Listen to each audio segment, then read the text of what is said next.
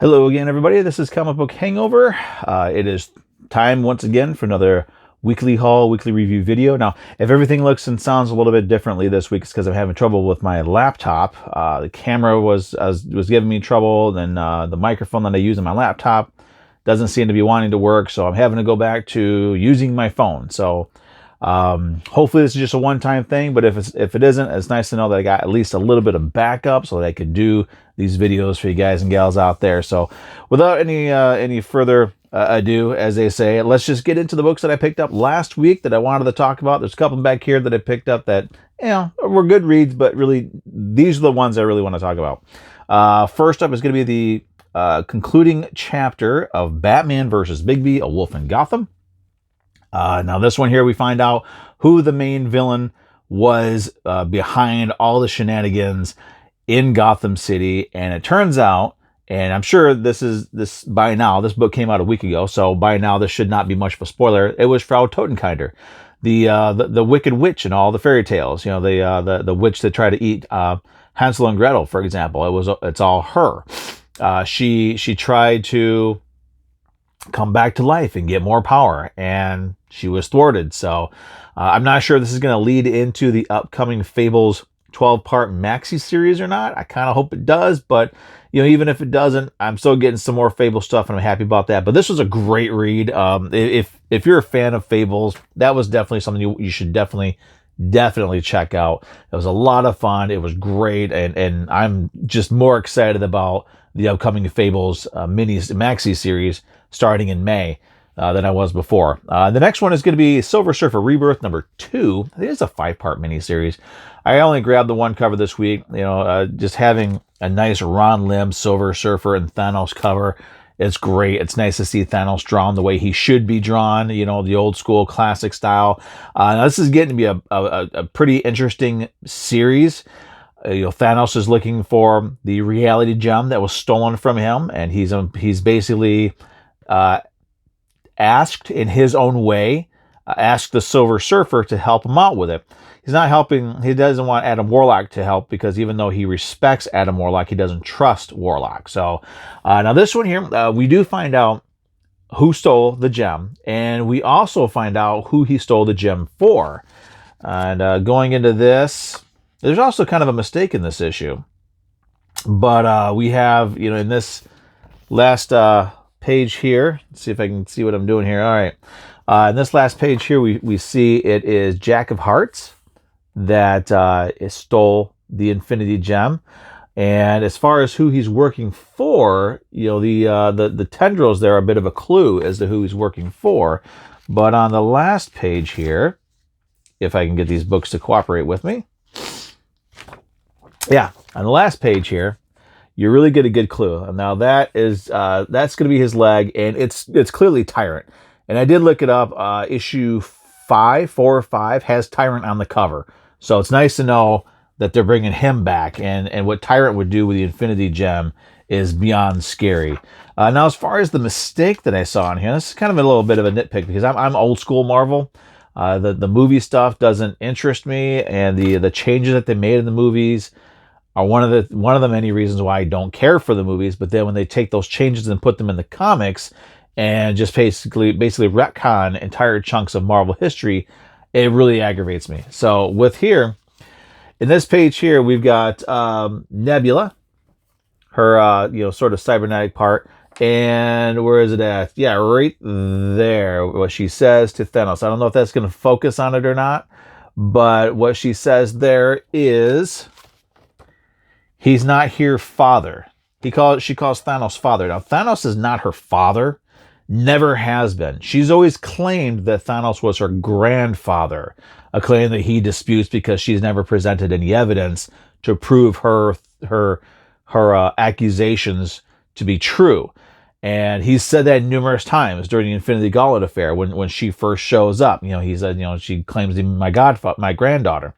So in the comics, she should not have said father. She should have said grandfather. But the reason why I say father is because in those Guardians of the Galaxy movies, they decided to just, they watered this character down. They actually ruined all these characters for the Guardians of the Galaxy, in my own personal opinion. And they turned her into Thanos' daughter so that she can be Gamora's sister, and it's just all a bunch of unnecessary crap that they had to put in those movies for who knows whatever reason. But that aside, this is a really fun read. It's nice to actually have old school Marvel again, and I'm also digging that they're keeping these corner boxes on these in these comics. This is basically this is how comics were back in the 90s, and it's great. And I think this is actually part of I guess the X-Men Legends line has been a bit of a success, because there's a Ben Reilly Spider-Man miniseries that takes place in the 90s. This takes place in the 90s, so hopefully we'll get more. Because I mean, a lot of the modern Marvel stuff isn't really worth reading. It's all just personal political nonsense. So it's nice to actually get back into some fun stuff. Speaking of fun and speaking of Marvel, the last one I want to talk about this week is Ghostwriter #1. As you can see on my wall behind me, I got all kinds of Ghostwriter. Those are all the variant covers. So there's 5. I got 6 covers for Ghostwriter #1, and this is like Ghostwriter volume 498 #1. And in this one, Blaze wakes up, and he's married.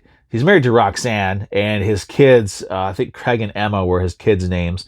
They're still alive. Roxanne's still alive. He's got a job as a mechanic, and Crash Simpson is a co-owner of the garage that Blaze works at. It's just all kind of weird, And I sort of started thinking, well, maybe this isn't actually real. Maybe this is either all in his head, or there's something going on. Somebody's trying to manipulate Blaze to keep him contained. For whatever reason. And it turns out that that's actually what it was. He's being contained by outside forces, and there's this entity that shows up that tries to, for whatever reason, tries to free him, and does succeed in doing so, and suddenly he's the Ghostwriter again. So I mean, as far as a Ghostwriter comic goes, I mean, it was fun. It was a lot of fun. I'm glad that the marriage and all that sort of stuff ended up being a dream sequence, so to speak. It wasn't real, because it just didn't make any sense. And when he refers to her as Roxanne, it's like Roxanne's dead. She's one of those characters that she's dead and she doesn't come back. The kids died during the 90s. I want to say Siege of Darkness or Midnight Mass, one of those events. In the Ghostwriter Blaze Spirits of Vengeance series, I think that is when all those there was an explosion, and all the kids, the kids and Roxy died. But it was nice. It was nice to not have them come back, and it will hopefully add to kind of reopen those emotional wounds in Blaze and make him a little bit more unstable. As far as this Ghostwriter part goes, it's nice to have a Ghostwriter again as an ongoing series. It's nice that he has a motorcycle and not some cheesy looking souped up vehicle. And I know it's a Dodge Charger or whatever. It is a sweet car, but it doesn't work for a Ghostwriter. That's a ghost driver. I'm talking about Robbie Reyes, one of my least favorite characters. Anyway, that aside, he goes old school and he creates a motorcycle out of Hellfire. Now, that's awesome. That's what I liked about it. But my main question here is, and I'm hoping that they'll answer it in this series, how in the heck is Blaze still a Ghostwriter? As far as I know, he's not connected to Zarathos anymore. I know in the 90s series, he still had some, he was able to, he was kind of a conduit, I guess you could say, for Hellfire, because he had a shotgun and he could shoot Hellfire from a shotgun. And there was a time where he was damaged. He got into a fight and he got messed up pretty bad, and they had to put some sort of a metal plating on him because he had Hellfire inside of him. But my question is how is he still a Ghostwriter? How is he still a spirit of vengeance? Especially considering that when he was Ghostwriter, Zarathos, it was not a spirit of vengeance. I mean, Zarathos was not a hero. He was not even an anti-hero. He was, and honestly, he was a villain that had his own book. But it's going to be interesting to see where it goes. I am going to stick with it. I really did enjoy that first issue. So it's nice that Darkhawk had that 5-issue miniseries. I was cautiously optimistic. That lived up to expectations, and that was a lot of fun. She-Hulk just got the first issue of it, but I really enjoyed that first issue. So Ghostwriter, again, just got that first issue. And it was pretty well done. I mean, even the art inside of it is really, really good. You know, the whole package of it was good. I mean, the writing was decent. Now, a lot of people say it delved into psychological horror. I don't see the psychological horror in it, but, you know, I was just looking for a Ghostwriter book. I wasn't looking for anything more than that. And, you know, as far as that goes, that's what I got. I'm looking forward to issue 2 to see where it goes from there. Now, that's said, and before we get into this week's books, of course, again, if you're enjoying my videos and you like what I'm doing here, please like, comment, subscribe, hit that notification button, share the video, and all that fun stuff. So I thank you for joining me. Thank you for joining me this far. And, you know, again, hopefully next week I'll be able to get my regular setup going again. If not, then I guess I'm just going to have to go back to using my phone and this old school clip microphone, which I'm hoping, because I can't hear what I'm saying right now, so I'm hoping that the audio is okay on this video. So let's get into the books that I picked up this week. There are quite a few. We're going to start off with issue 2 of DC's Monkey Prince. This is going to be my Make It or Break It issue. It's a 12-issue maxi series. The first issue was a lot of fun. If this issue is even half as fun as the first issue is, I'm definitely going to be adding that to my pull list. Next up, She-Hulk number 2, another number 2, and another corner box. Apparently, I'm guessing they're going to be keeping those corner boxes on these books. It's kind of cool, because, I mean, she really hit her stride in the 90s. Ghostwriter, I wish they would do that on Ghostwriter, but Silver Surfer was big in the 90s. Corner boxes were a thing, so, you know, we got them back. So, next one is going to be from Image Comics. This is issue 5, Hellcop, which is officially now on my pull list, and I like how, you know, even hell is where pigs can fly. And we got a couple of variant covers coming up here. Strange, number 1. I grabbed the standard cover. This one I have hopes for, so that's why I picked up these variant covers as well. I grabbed the J. Scott Campbell variant. I like that. I like the coloring on that. I don't know, for some reason, purple on certain covers just really, it pops, and I love it. It's amazing. And I grabbed the Art Germ variant as well. This was just absolutely gorgeous. I could not resist. So I'm really hoping the Strange is good. I haven't had a chance to read it yet. This is a sort of a holdover from last week. So it didn't arrive on time, but they got it this week. And this is the variant cover for Batman versus Bigby number 6. So I needed to have that. And this one actually, this is Rogue Sun number 1. This is the cover I picked up. In other words, my LCS had 2 covers for it, and I kind of went back and forth as to what cover I wanted. And for whatever reason, this one, as I really started thinking about the character and what I knew about the character from Supermassive, I was like, okay, I'm going to go with this cover here. So this is, I think this is a new ongoing series. Next week is Radiant Red, which is a 5-issue miniseries. So yeah, that would make this the ongoing series. So if you're a fan of the Radiant Black line of books, sorry, my allergies are starting to act up. But if you're a fan of the Radiant Black books, you definitely want to check out Supermassive. You want to check out this Radiant, a Rogue Sun, and you want to get on Radiant Red as well, because it's all part of the same family of books. And if you're a fan of Power Rangers, that's definitely something you want to check out. So that said, that's it. That's all I got. Everybody, thanks for watching. Thanks for checking out my video. And again, if you like what I'm doing, like, comment, subscribe, hit that notification button, share the video.